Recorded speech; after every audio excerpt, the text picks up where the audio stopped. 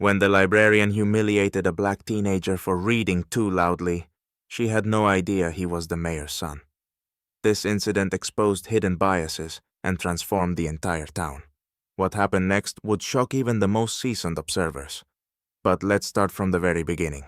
James West, a 15-year-old teenager, sat in his favorite corner of the Elmsville City Library. Surrounding him was a stack of books about great writers, ranging from James Baldwin to Toni Morrison. This place always inspired him, especially when he could read excerpts aloud to his friends, passionately discussing the characters and plot. Freedom is not just a word, it's an action. James read aloud with excitement, addressing his friend Michael. His voice was confident but not loud, drawing only the attention of nearby visitors. A few meters away stood Mrs. Carter, the librarian, with silver hair and tightly pursed lips. She cast a frosty glare at James, her irritation growing with every passing minute. To her, the library was a temple of silence, and she had long believed that young people like James don't know how to behave. "Hey, you!" Mrs. Carter barked sharply, her voice cutting through the library's quiet. "This is a library, not a playground. If you want to make noise, go outside." James froze, stunned. He saw other patrons turn to look at him, and his friend Michael shifted awkwardly, pulling away slightly.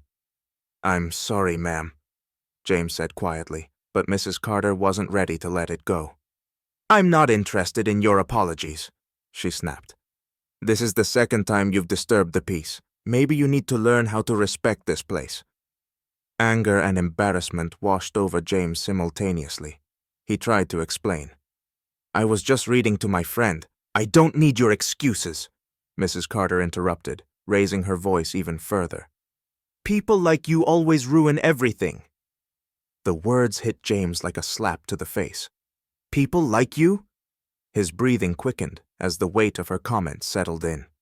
He wanted to say something, anything, but at that moment, he felt cornered. Other visitors watched the scene unfold in silence. Some exchanged glances, clearly disapproving of the librarian's actions, while others simply turned away, avoiding any involvement. Struggling to maintain a shred of dignity, James slowly gathered his books and left the room. But inside, a storm raged, a whirlwind of humiliation, anger, and an ominous sense that this encounter was far from over. James ran out of the library, clutching his books tightly, fighting back tears. At the entrance, his mother, Camilla West, was waiting. She immediately noticed his tense expression. "What happened?" she asked. "Nothing. I just don't want to be here anymore," James replied, avoiding her gaze. But Camilla wasn't easily fooled and insisted he explain. As James recounted the incident, including Mrs. Carter's words, "People like you," Camilla's expression hardened. "She had no right to speak to you like that," Camilla said, her voice trembling with anger. "This needs to stop." Without hesitation, she called her husband, Marcus West, the mayor. After listening, Marcus curtly responded, "I'll handle it. Meet me at the library in an hour." An hour later, the West family entered the library. Marcus, tall and composed, walked in first. The atmosphere shifted as Mrs. Carter, at the front desk, recognized him. "Good afternoon, Mr. Mayor," she said nervously. "Good afternoon," Marcus replied coldly. "We need to talk. In your office." Once inside, Marcus began. "Mrs. Carter, you humiliated my son simply because he was reading aloud. That's unacceptable, especially for someone in your position." Mrs. Carter stammered about noise and respecting other patrons, but Marcus cut her off. "Why did you say people like you? That wasn't just a mistake, it was blatant racism," added Camilla. Marcus continued firmly. "James is not just my son. He's a member of this community. The library should be a safe space for all children." Mrs. Carter sat in silence, overwhelmed. For the first time, James felt his voice had truly been heard. The day after the incident, James's story spread through the town like wildfire. Camilla, active on social media, shared a detailed post about what had happened. The post went viral almost instantly. People began sharing their own experiences, and some recounted similar instances of discrimination at the library. Public outrage grew with every passing hour.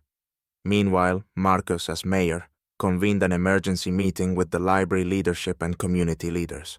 The tension in the meeting room was palpable. Mrs. Carter sat in the corner, avoiding eye contact. In front of her stood dozens of town residents demanding change. "This incident highlights a systemic problem," Marcus began, his voice resolute. "We must ensure that every child, regardless of their skin color, feels safe and respected in this community." A murmur spread through the room. Some supported the mayor, while others felt the situation had been blown out of proportion. But Camilla's voice cut through the noise. "This isn't just an incident, it's a symptom," she said. "As a mother, I will not stand by while my son or any other child faces such treatment. We must act now." By the end of the meeting, concrete steps had been agreed upon. The library staff would undergo anti-discrimination training, and Marcus insisted on forming a community oversight group to ensure incidents like this wouldn't happen again. James, meanwhile, wasn't sitting idly by.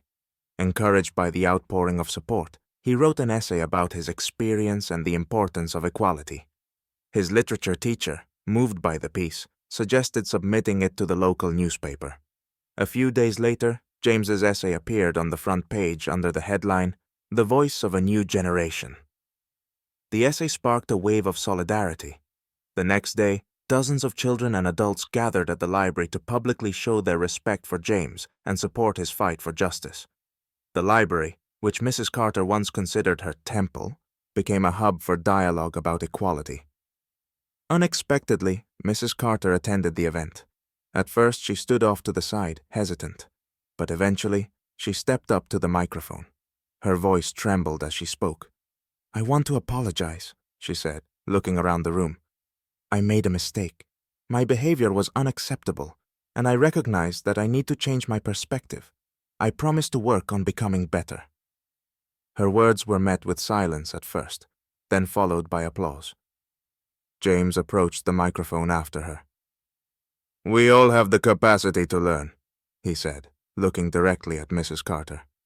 "And I hope this incident becomes a starting point for change, not just for us, but for future generations." His words marked the turning point. What began as an incident of humiliation ended with a powerful message about justice, growth, and the willingness to embrace change. After Mrs. Carter's public apology, change began to take root in the library.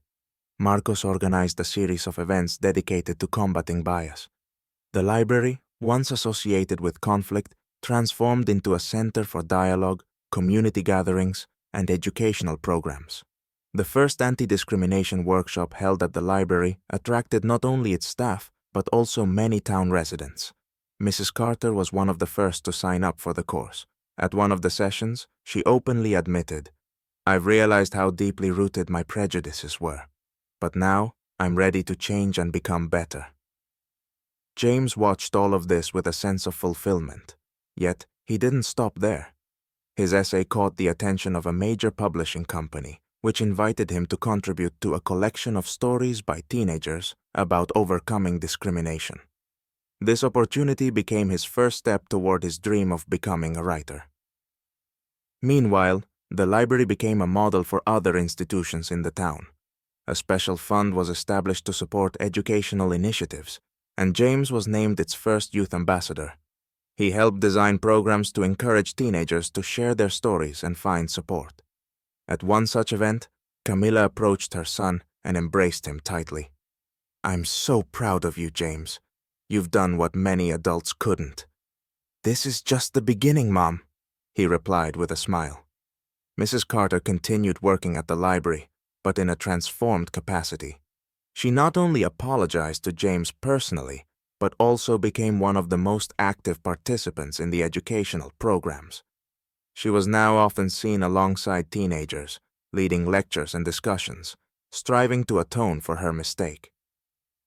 Months later, a feature article titled, "How One Voice Changed Our Town," appeared in the local newspaper. The piece detailed James's story, his family's efforts, and the changes that had reshaped Elmsville.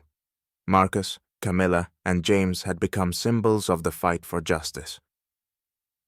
At the ceremony for the opening of the library's new section, named the Hall of Equality, James delivered a closing speech. This hall stands as a reminder that words and actions matter. We can learn from each other, grow, and build a world where everyone feels they belong.